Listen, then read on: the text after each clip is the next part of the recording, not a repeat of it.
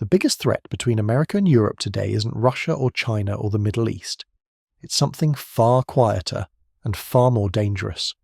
The growing belief that the two sides no longer need each other. For decades, the relationship between the United States and Europe was sold as a natural alliance, almost like family, something inevitable. But alliances don't survive on tradition, they survive on interest. And when interests begin to drift apart, the speeches become theatre. Europe still talks about partnership.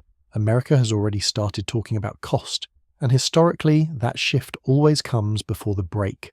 Welcome to financial history with Nelson, where money, power, and history collide. And nothing is ever as simple as it seems.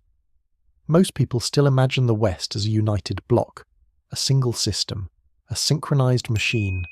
But that image is the product of a very specific moment in history, the post-war era. It was born when Europe was shattered, and the United States stood at the peak of its industrial, military, and financial power. Europe's reconstruction was never just an act of American generosity. It was a strategic investment, a brutally rational one. Europe needed to recover so it wouldn't fall into Soviet hands. And the United States needed a showcase to prove capitalism was superior. That's how the Atlantic Order was built, a protected Europe, a dominant America, and a Cold War that justified everything. But the problem with systems created by emergencies is that they often keep running long after the emergency is gone. The Soviet Union collapsed, the existential threat vanished, but the model remained. American military bases still spread across Europe. NATO still existed. The dollar still financed the world. And for a while, it worked. Because America was still rich enough not to care, and Europe was still comfortable enough not to change. But that balance was built on a quiet lie. The idea that Europe was an equal partner. In reality, Europe was a stability project indirectly financed by the United States.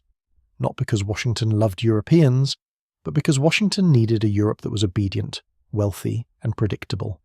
A Europe that bought American products, adopted American standards, and stayed politically aligned. Europe was the showroom of the American system, an entire continent functioning as proof that the Western model was unbeatable. And this system was extremely profitable. For both sides, for decades the United States exported technology, influence, culture, corporations, banks, and financial rules. And Europe exported legitimacy. Because when America wanted to act in the world, it didn't want to look alone. It wanted to look like the leader of a moral coalition. And no one provided that moral aura better than Western Europe. America was the sword. Europe was the stamp of approval. That's what made wars look like interventions. That's what made interests look like principles. But everything started to shift once the world became more expensive. Energy costs rose, supply chains became fragile, immigration pressures exploded, defense spending increased, and most importantly, the political cost of protecting allies became unpopular inside America itself. The average American doesn't wake up thinking about Estonia's security. He wakes up thinking about gas prices, rent, and inflation. And once American politicians realized that, Europe stopped being a mission and started becoming a bill. That's why the tone changed so quickly. It wasn't ideological, it was accounting. America began to view Europe as an investment with declining returns, and Europe began to realize that American protection was never a guaranteed right. It was a service, and services can be renegotiated.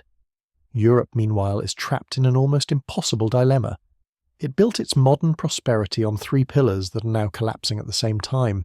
The first pillar was cheap energy, especially Russian gas. The second pillar was stable global trade, especially industrial exports to Asia and the rest of the world.